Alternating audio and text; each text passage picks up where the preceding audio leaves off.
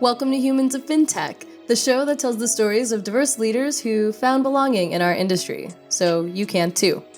I'm Nicole Casperson. In today's episode, I salsa danced with the Vice President of Enterprise Development at Snappy Kraken, Diana Cabrices. Snappy Kraken is the iconic marketing technology platform for the financial advice industry. If you haven't heard of it yet, be sure to check it out. The platform really helps bring a more human element to the financial services space, so having Diana on was a perfect fit. In this episode, we talk about Diana's upbringing as a first-generation immigrant and her experiences with her mom that really shaped her perspectives around female empowerment. We get philosophical a bit about the myths of the girl boss, how women leaders can really take steps to pay it forward, and why sales in fintech is the perfect place for more Femme energy. We get into that and so much more. You are going to love Diana's energy. I can't wait for you to check out this episode. I hope you enjoy it. Welcome to Humans of Fintech. I'm so excited to finally have you on the show. My audience may not know this, some of you do, but we have known each other for some time now. I first met you when I was producing Her Success Matters over at Investment News, and we've been, Twitter friends, I guess, ever since. So yeah, it's so awesome to have you on my show. Finally, it feels like a long time coming, so welcome. Thank you, Nicole, and really congrats to all your success. Since the last time we got to work together and produce something, you've just exploded. And I feel like you're such an inspiration to a lot of other women in this industry because you knew you had the talent and you really took that risk of going out there on your own and making something happen. And literally within, how many months has it been since you launched the Fintech? I guess it's now 7 months. Yeah. Okay. In 7 months, you've become a staple in the industry with your newsletter, your content. So thank you for that. You're an inspo. I am so excited to be here with you and just have this amazing chat. Oh my gosh. Thank you. That's definitely the nicest introduction anyone has ever had on my show. So thank you. Yes. Okay. Well, let's go ahead and start with your background. It has a huge influence over your career, why you chose to be a part of fintech, of financial services, of the advice industry.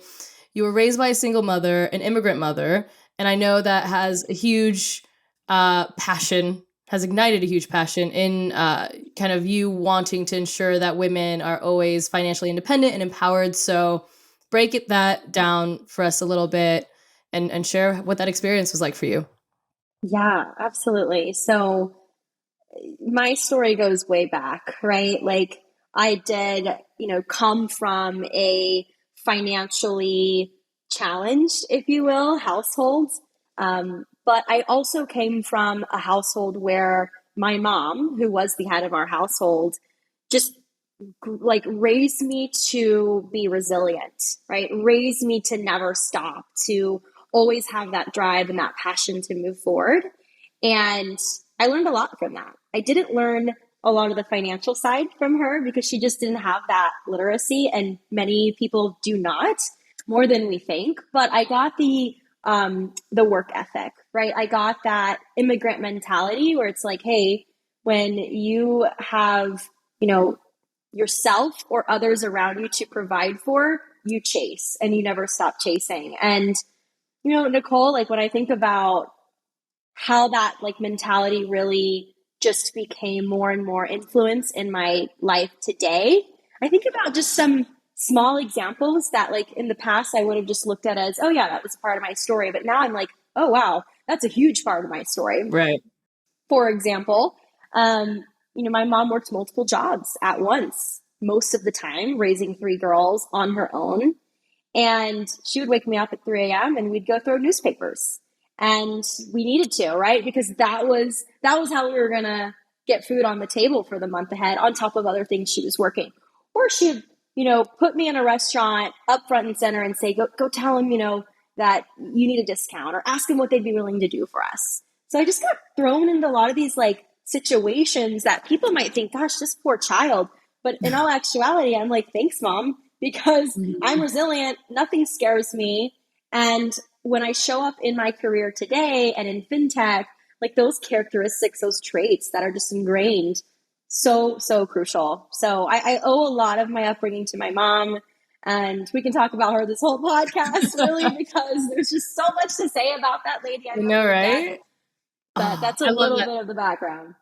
This could just be, it could just be a mom podcast. I talk about my mom on a lot as well, because my mom is an immigrant as well from the Philippines. And people, when they ask me like my first money memory, it's like, how could I not talk about my mom and her, always being like, save, or opening accounts for me early, or always just kind of being on top of finances, sometimes into my adulthood more than I would like. But yeah, but such an influence. So I guess tell us like about how it was. So that was obviously a major influence. Then how do you did you enter traditional finance first and then kind of find the fintech world?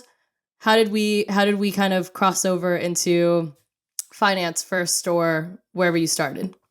Yeah. So actually I stumbled into fintech, I like to say, because I didn't really know where or what industry I wanted to go into. I mean, I have my passions. I love the world of holistic health, for example. I spent a lot of time in business school reading books on, natural therapies or holistic healing techniques, but I wasn't sure. And so I graduated and I sold everything. And I was like, all right, I've got $5,000. I'm going to take this and I'm going to buy a ticket to Europe. Well, that was supposed to be a 3-month trip. It ended up being a 2-year stay. I lived in Europe for 2 years. But during that time, I had to teach English to make money under the table, just to pay my rent and keep traveling. And I wasn't really entering the workforce as a lot of my cohorts were at the time. So I, at the time, started looking on freelancer websites, and I found Upwork. You're probably very familiar with it. And there was a job posting for someone to get on the phone and call financial advisors. And I was like, oh, well, I don't know anything about financial advisors. That was such a new term for me, even at that age, having gone through school and education. It just wasn't a part of my upbringing. But I knew I could talk. I knew I was good at that. And so Mom taught you that, remember? Mama taught me that one. So I applied, I got the job. And for 3 years, I sold really a technology platform to advisors. But in the grander scheme of that, it was, I got to connect advisors who were interested in succession planning with potential successors, mergers and acquisitions, recruiting, all that good stuff. So the only reason that I took that job was because I needed something to allow me to work remotely and on the go. So actually, I've been working remotely my entire fintech career.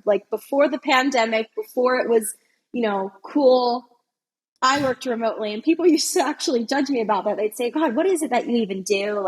Do you even have a real job?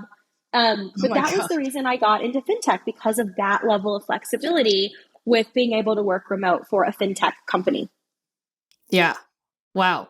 It does lends itself to a lot of, I guess, discussion around the that need for flexibility, and now we're kind of in a weird place where we're maybe not seeing that as much. At least, obviously, I guess no surprise that traditional finance isn't being as flexible when it comes to the work environment, and fintech.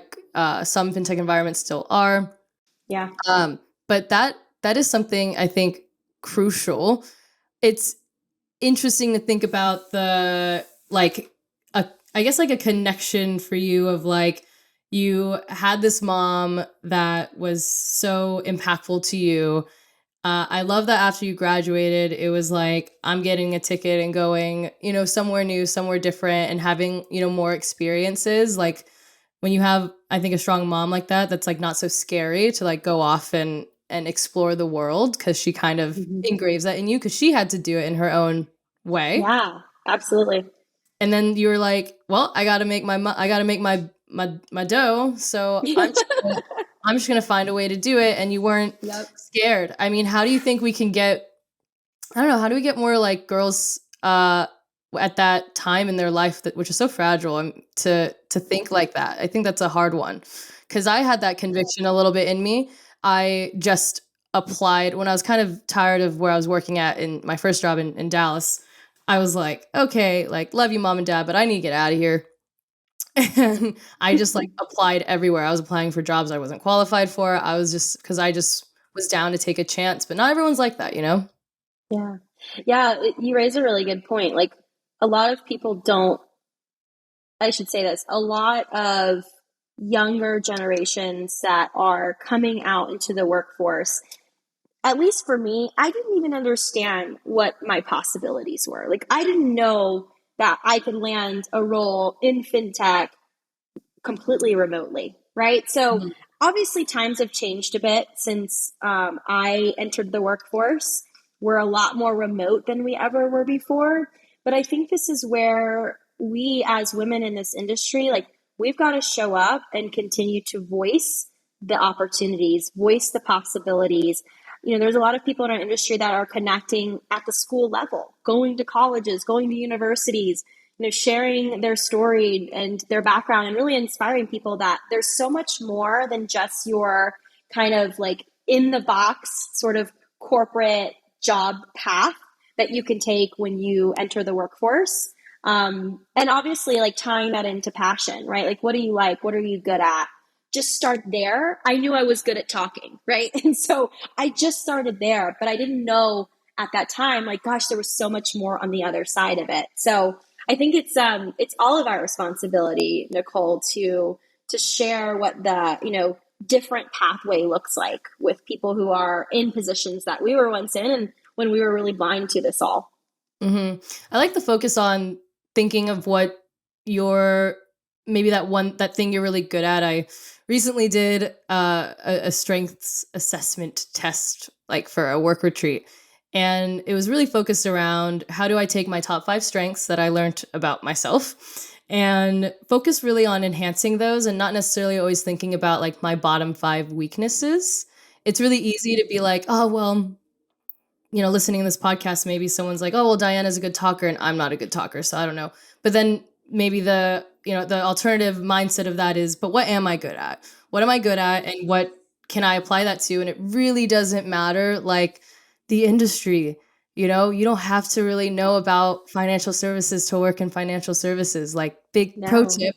And you do same with fintech. Like, you can just come in and learn. And if you have these certain qualities about you, then those can really, you know, shine through. And that's like exactly what you did here. But yeah, but it does take like a level of confidence to get there, especially in what you do, sales, right? Like the sales world. Uh-huh. Ooh, that Yeah. tell me about that, because there's got to be lots of things in that realm, especially when it comes to the probably lack of diversity. I imagine it's still largely male dominated. Yes, it still is. There's so much to say about this profession. You're spot on. It's very male dominated. Even today, there are plenty of meetings that I will join, or in environments that I am in, where I am still the only female salesperson or stakeholder. It happens often, right? And Mhm. then going back to like what you're good at, I don't want to come off as I'm stereotyping by any means, but what I can say confidently is that women in general, we have a natural ability to guide and coach and nurture relationships and people.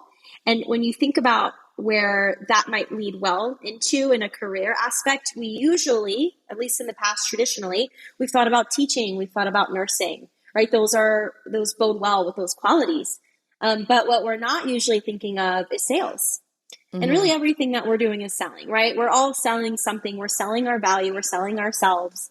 So I've come to recognize over the years that it's not just me. Like, it's not just me being a good talker. It's me being a good nurturer. It's me being a good guide. It's me being just kind of inherently able to like look at someone's situation, right? That motherly instinct, and Mhm. figure out, okay, what needs to be done here to help this person. A lot of women have that within. Some of us have activated it, some of us not. But there's a lot of work to do when it comes to getting more people into this profession. That's something that I am particularly passionate about because there's a lot to be said about the world of sales. Number one, we need to diversify it more, right? So there's opportunity there to get more people in, get more of that feminine energy into this profession, especially when it comes to technology. Technology sales are extremely complex. It is not a one and done service. It is not a product, right? It is, but it's not like a tangible product, right? It is a huge undertaking for most firms to adopt technologies that then they roll out to their advisors or, in my case, or just, to their networks of people that they work with. So you have to have that level of detail, right? You have to be super organized. You have to follow up. You have to nurture. You have to guide. You have to do all of these things that I just look at like my female friends, and I'm like, man, we're all really good at this stuff. Like we're the change makers here. So yeah, there's a big component to that, Nicole. And there's a lot of organizations out there that help women recognize this and activate this within. Some of them, just to name, the National Association of Women Sales Professionals is one that I love. Sorry, my earbuds keep falling out. I feel like I'm constantly doing this, but that's okay. That's okay. It's just like you're dancing a little to the. Yeah, I'm like just dancing. We're just salsa dancing here. Don't worry. We are. Girls Club is another one. Like this is something that's becoming more and more of a talked about topic. Why women thrive in sales, what we can do to further diversify the profession. And then in fintech specifically, right, we're kind of against two different challenges. You've got sales in general is very male heavy. I want to say 60% of sales leaders are still male. And then in fintech, you have already I think 7% of fintech founders are women today. Such low representation. So there's a lot of opportunity here. Yeah, absolutely. I love this. I want to go back a little to, so there's this moment then that you must have had where you must have felt like, okay, this is the place where I will find my sense of belonging, or you kind of felt like fintech is home. Where was that moment in between all of the things, in between mom, traveling, finding a job in sales, and then, now you're in this place where you are ready to really pay it forward. But before the kind of confident pay it forward came, there must have been a little oh, am I in the right place? Am I an outsider? Or what was that moment? When I think about that turning point for me, I want so badly to say I had an amazing female sales leader that inspired me and really helped me find that sense of belonging, but that's just not the case. And there could be many reasons and angles to that. I won't go there. But the case was that I have had some incredible male allies around me in my fintech career to date that have looked at me and said, you have something inside of you that would make you really, really excellent in the world of sales. And I remember the first time hearing that from one of the last fintech companies I had worked for. I was first working heavily on the member engagement side, which is still very much, sales related, but not quite the same. And that is very much in the nurturing side of the relationship. And then he told me that, and I was like, gosh, I thought this just was kind of the boys club.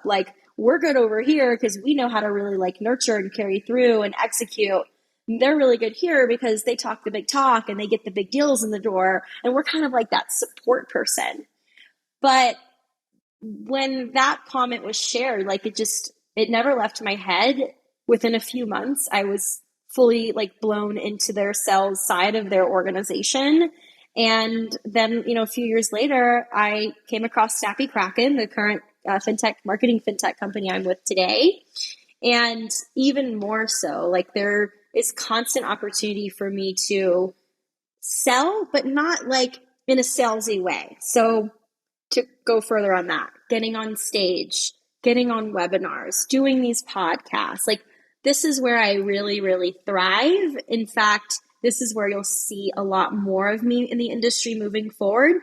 And all of this happened from these male allies. I mean, Robert Sophia, he's our CEO. He is like one of my biggest allies. He has handed me his opportunities. He has given me opportunities for me to pursue and helped me really achieve or, win those opportunities. He has like been there along the way to really help me just activate more and more of that salesperson. So it hasn't been a female salesperson who's inspired me. I've inspired by that just from other people in other industries I've followed, but it really has been male allies in fintech. Mm-hmm. Yeah, I mean the business, I guess B2B journalism arena too. Sometimes there isn't. I haven't really had a lot of female mentorship. It's interesting. My mentorship actually comes from like founders, like fintech founders in the space that maybe I that were on my podcast that I grow close to, or folks that kind of are down to just help elevate me. But that's never happened to me really in a newsroom, even when someone was like assigned to be my mentor. And yeah, he didn't really do that great, but anyway, so it just, there's something to, I think, the generation before us and this like boss lady, boss girl boss mentality that I know right now our culture is very much trying to, I guess, understand or maybe even unravel a little bit. I've struggled with that. I've worked for a female CEO who very much has in some capacity made me feel very included and made me feel like I had all these opportunities. But, when it came to things like paying me or whatever, those never really came to fruition. And, sometimes it's those behind the scene things, that prove, hey, like I'm uplifting you as someone, and I've had far more mentorship from even, my founder of Work Week is a man, and I mean, and we also have a female co-founder. But anyways, so there is a lot of male allyship there. What do you think about like getting, I guess, more of this female mentorship in the sales space and the fintech, I guess, sales space arena? How do we kind of help? You found your sense of belonging in the industry. Folks like Robert Sophia helped you do that. How do we, how do we get more women to maybe feel like they too can pay it forward? Because there's enough room for all of us. I think that's the mentality, is like, oh, well, I'm the only woman, and I hold that with pride, and I do not hold that with pride. I don't want to be a unicorn. I want to be a farm horse. I want there to be so many of me. I want there to be so many Diana Cabrices, in some capacity, because, well, but you know what I mean? So what's the piece of advice you're going to give to my listeners who, feel like outsiders, and maybe how we can, keep paying it forward as ladies in the space? Honestly, if we want to see really like real change, we have to embody that change. We have to show up. And that just starts with our inner circle, right? We often think, oh man, if we're not out there, hosting networking events or, like building these incredible content libraries to empower women, we're not really doing what we say that we want to do, or we're not really impacting the change that we want to see. But that couldn't be further from the truth. Change happens immediately around us, and then there's sort of a ripple effect, right? So for example, the way that I really do this in my own day-to-day in this industry is I show up for the people on my team, right? And that's not just women, that's men too, but focusing on the women piece.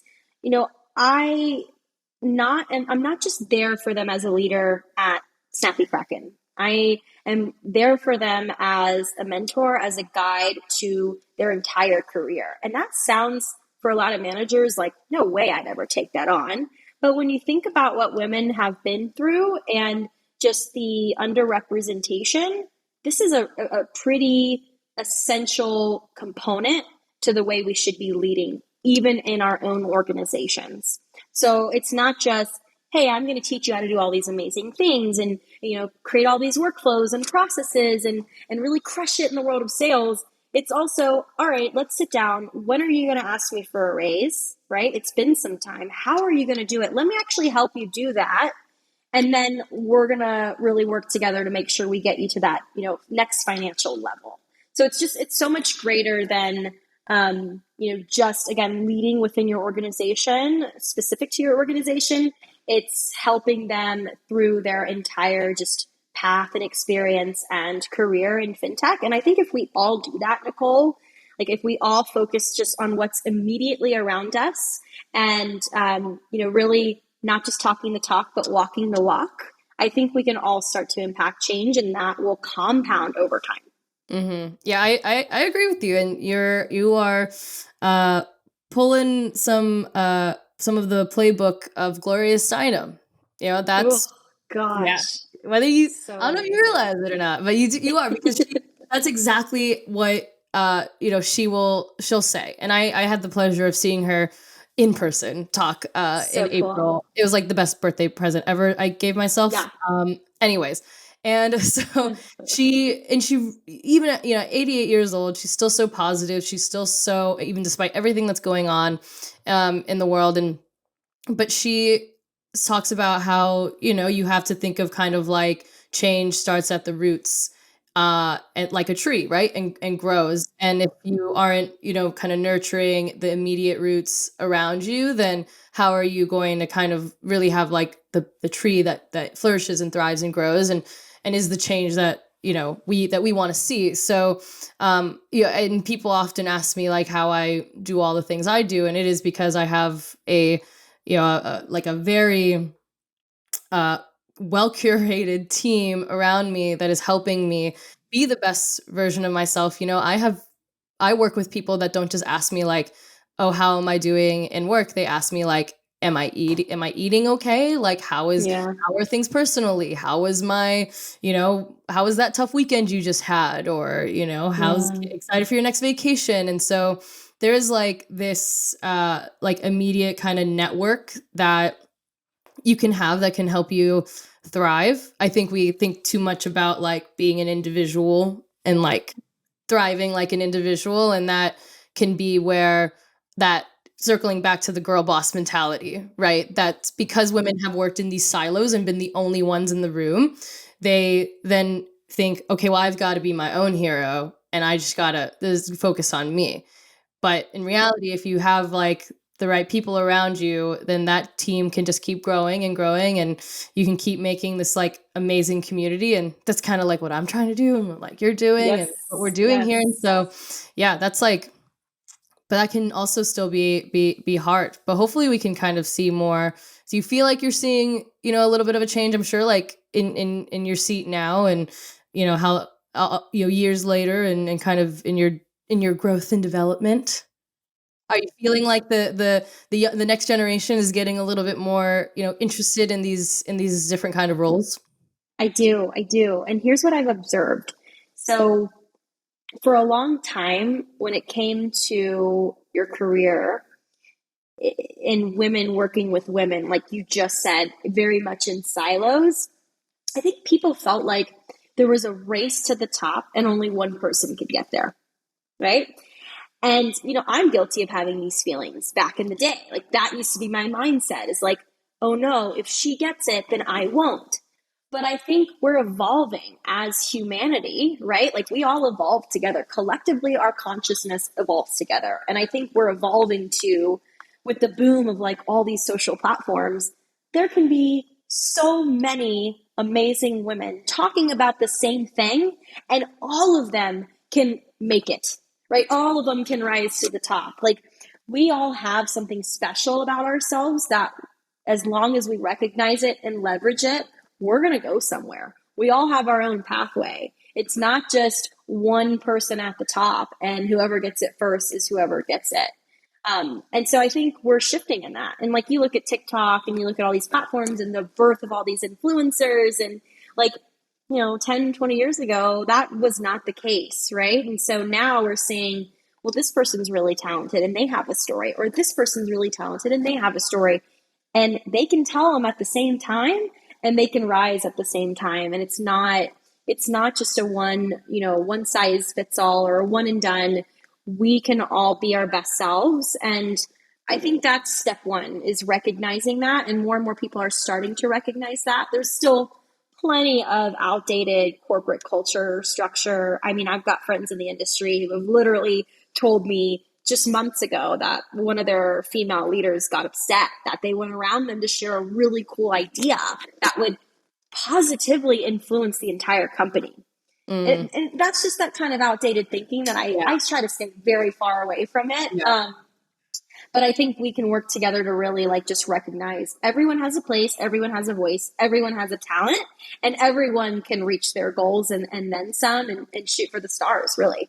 Yeah, absolutely. And well, what you're kind of getting at is, as humans, we are community driven creatures.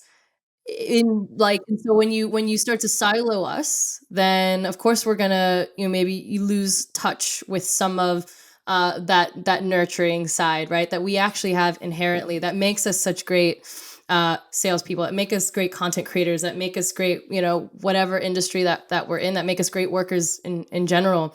And so yeah, when you start to kind of silo us into these like girl boss labels, and that, oh, there's only room for one, then of course we're gonna start to like lose that sense of, yeah, exactly. There's like a clawing, exactly. That's like the best way to say it. There's like this weird clawing mentality, and instead of it being like, oh, but if we were to do it together, then we all get to rise up. So I do think that the next generation is being better about that. I know some Gen Zers. They're awesome. Yep. I I act like I only know some of them, or a few of them, but like I feel like I know Gen Z culture, and yeah, they're just like so much cooler than I ever was at like 20, Right. 21, 22. And anyways, so I do think that they're going to be a massive help in that change, and hopefully we just keep seeing that rise. So I know we've talked a lot about change. We've talked a lot about how to embody it. So formally, I will ask you, if we need to be the change that we want to see, what change do you want to see in fintech, and how will you embody it? I want to see more underrepresented groups of people. So women, people of color, other descents. I want to see their voices and their stories told more. I personally embody that because, yes, I am a first gen Latina in this industry. Most people that meet me in person initially completely underestimate who I am because I'm also very tiny. I'm in the under 5 foot club. But I embody change because I'm putting myself out there, right? I'm going on stages, I'm going into rooms where I'm the only girl, and I'm showing up on behalf of all of us. I want to be able to see more and more people achieve that, right? And I think that starts with the confidence factor, right? Not a lot of us have that confidence factor because we've been shunned, or we've been put on lower level rankings most of our lives, or we haven't been the front and center face of the world that we interact with. And so there's a lot of things that I could dive into, like how can I really help them do that? Some things in the works that aren't really formal yet, but I don't know if you're totally familiar with the ladies at Choir. They are fantastic, Sonia and Liv, and I got to meet them in person a month or so ago at our Jolt conference, and I was just like, hey, I want to be a part of what you're doing because it's really amazing, and this is what the industry needs. And so we've got some stuff in the works, more to come on that, but you'll definitely start to see me show up and embodying change in that way, just igniting that confidence, getting more underrepresented groups on stage, whether it's virtually or in person. That's truly a big part of the change I'd like to see. I think we've heard from a lot of the same people over the years, and that's fair. They've built reputations for themselves. They are intelligent. They've had big accomplishments and accolades, but that doesn't mean that they're the only people we need to continue hearing from, right? This next gen that you're talking about, like even that, like they've got so many cool insights that I don't even have. And so we should be telling more of their stories and getting more of them to show up. This is also part of why, Nicole, I love this podcast, and I'm going to give you another plug on your podcast because you're giving these people the voice. You're giving them the platform, and that's a beautiful thing, and that's what I want to continue to see and work towards. Oh, well, thank you. And I fully promise to keep it up and to keep going. Yes. And it's, I mean, for me, it's fun. For me, it's, I had this, I was at a Fintech conference and this guy came up to me and he was like, I've seen your, I've seen your stuff. I recognize your face. So I just wanted to say hi. And I was like, oh my God, hi. He was like, tell me like about this, cause I don't fully understand it. And I was like, okay. And I tell him about it. And, he's white male. And he was like, oh, well, I guess, he was like, I guess you don't really like care to have me a part of this. And I was like, whoa, whoa, whoa, whoa, relax. Just because I was like, sir, just because my newsletter logo is pink and just because I have a feminine energy that that I identify with doesn't mean that I don't want you a part of, like, it doesn't mean I don't want you there. I want you there. I want you to come to Fintech is Femme in my conferences. I want you to, sit in the front row and read my newsletter and listen to the podcast, because it takes all of the voices, right? The ones with all of the accolades, the ones with all of the reputation, and the new ones that are up and coming. And we have to have a place for all of them. And that is what makes me proud of this show and the content, is that I'm really trying to hit on both and give everyone that I think really deserves it a platform to really speak their minds, and it not just be about the company and it not just be about what's on your product roadmap, but it be about who you are as a person, because I do fundamentally believe that that is what's going to it catapult that next wave of change, the what we want to see, right? Because otherwise, if we just have a bunch of people that are always thinking and saying and doing the same thing, then we're never gonna see anything different. And that's like, right.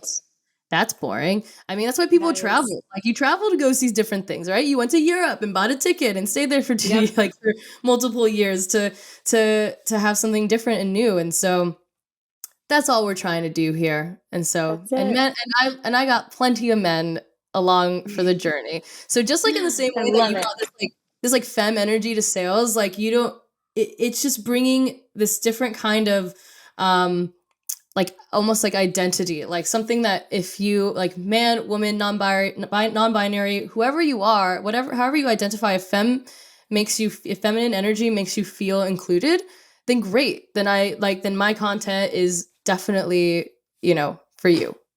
Exactly. You should be proud, Nicole. And I love the pink. Please don't get rid of it. I think Thank you. It carries an energy in and of itself. And you're right. Like, if we never show the other side and people always see the same thing, how can we really create change? So keep doing it.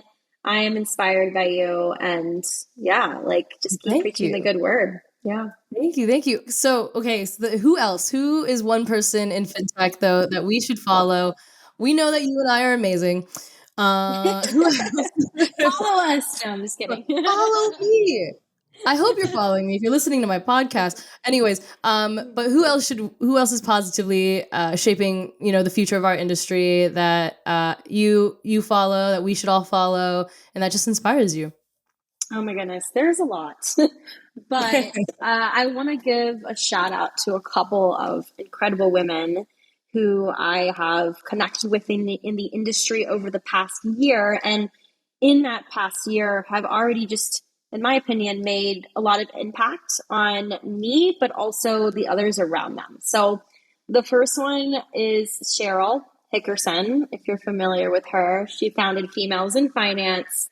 She is such a ball of energy. It is amazing to be in her presence, and she is building quite an empire.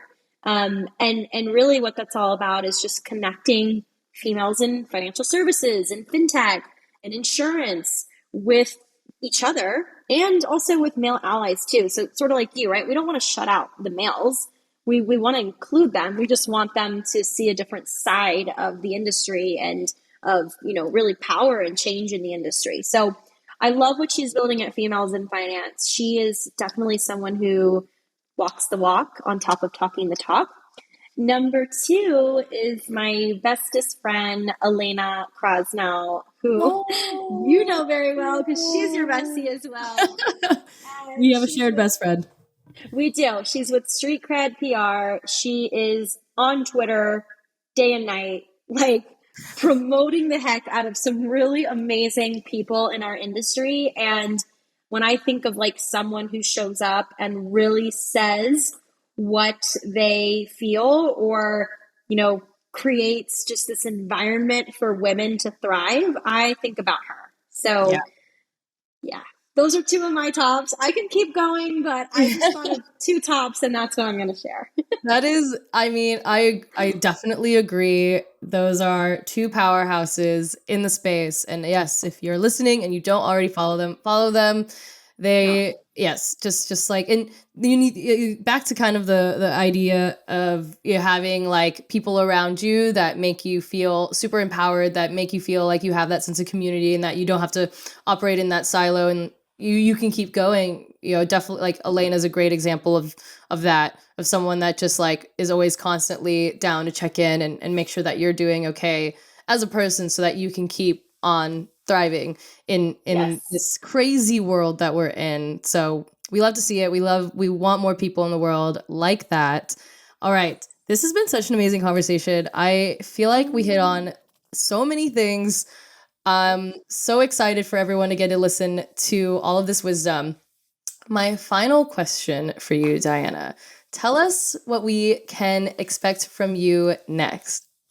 So let me think about what's ahead. Literally in the next week, I'll be on a panel of judges for the Advisor Podcast Award. So that's, cool. It's our second annual podcast award ceremony hosted for financial advisors, put on by FICOM and Investment News, which I know you know very much about. And that's next week. So between today, or actually tomorrow, and next week, I will be listening to tons of podcasts that advisors have submitted. So I'm really excited about that.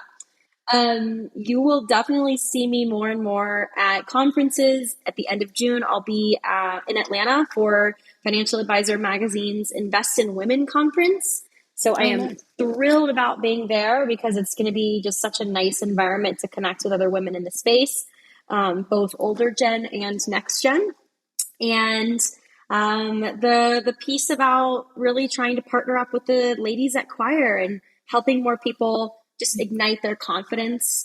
I think something that I've really come to just learn about myself and discover, I'm on a constant path of discovery. So evangelism, right? Like, what is evangelism in the world of technology and financial services? What does that look like?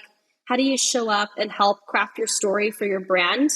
And especially when you're doing something so different, which I firmly believe we are at Snappy Kraken, how do you go out and connect with people and humans and humanize your brand, voice and face, and very, very personal. So you'll see more and more of that from me as well. But there's always a lot going on, Nicole. So, and maybe future proof, maybe you and I will get to connect there. I know you're going.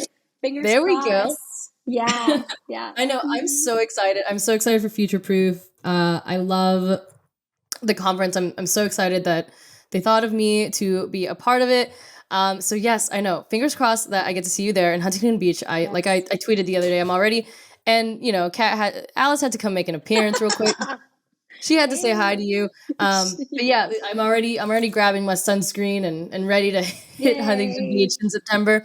But yeah, so booked and busy. You are doing so much. Thank you so much for all of your great work. Thank you for being a leader in fintech and in the sales space and in marketing, if you think about it, because that's what Snappy Kraken does. I've always been a big fan of Snappy and the work that you guys do, especially when it comes to helping a very buttoned up financial services, wealth management, and financial advice industry become more human. That is super, super important. So if you haven't checked out Snappy Kraken yet, definitely do that, and definitely check out Diana's work because she is just so wonderful. I'm so excited to keep seeing you on stages and keep seeing you on those speaker faculties. Let's just hit every single one together. Like I'm down. Let's just like get our cartoon faces on every speaker faculty page that we can, and we'll just keep rocking. So thank you again, Diana. This is awesome. Thank you, Nicole. Thanks for having me. Everyone that tuned in, I hope that you really found this valuable, or there was something that you got to glean that ignited that aha moment or that inner fire within all of us. So thank you, Nicole. It's been wonderful. Thank you so much for listening to this episode. To hear our next story from another diverse leader, be sure to tune in next week. And if you haven't already, please subscribe to our show and give it a 5-star rating, as it helps our message reach more people who want to find belonging too.